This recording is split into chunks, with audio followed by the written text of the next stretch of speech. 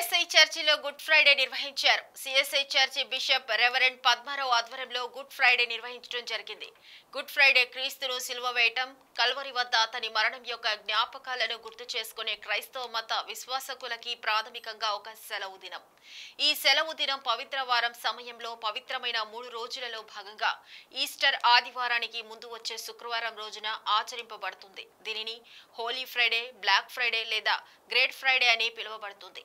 క్రీస్తు సువార్తల ఆధారంగా క్రీస్తును సిలువ వేయటం దాదాపుగా శుక్రవారమే జరిగింది.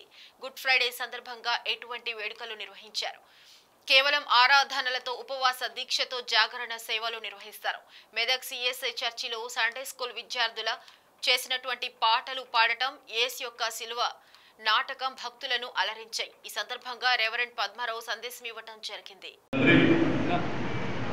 ఒకప్పుడు సిలువ గజ దొంగలకు, బందిపోటులకు, నేరస్తులకు మరణ శిక్షగా, శాపగ్రస్తంగా, అవమానభరితంగా, ఏలన భరితంగా రూపొందించబడినదే.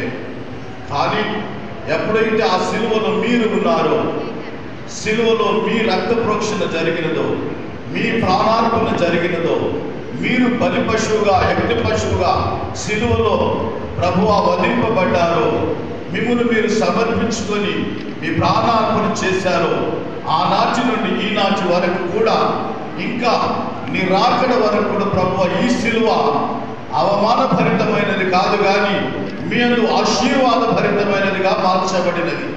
శాపగ్రస్తమైన ఈ సిలువ జీవాధారమైనదిగా మార్చబడినది. మరణమును అనుగ్రహించే ఈ సిలువ జీవమును, నిత్య జీవములకు సాధనముగా మార్చబడినది.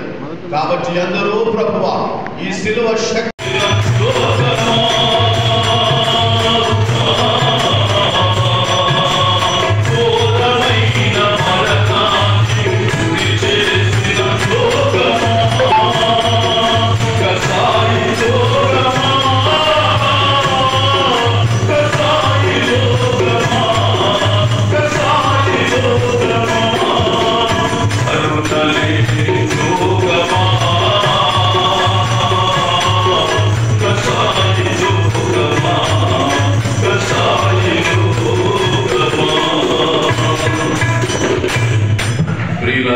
క్రీస్తు మరణం మానవాళికి శాప పాప విమోచనం, నిత్య జీవానికి మార్గం.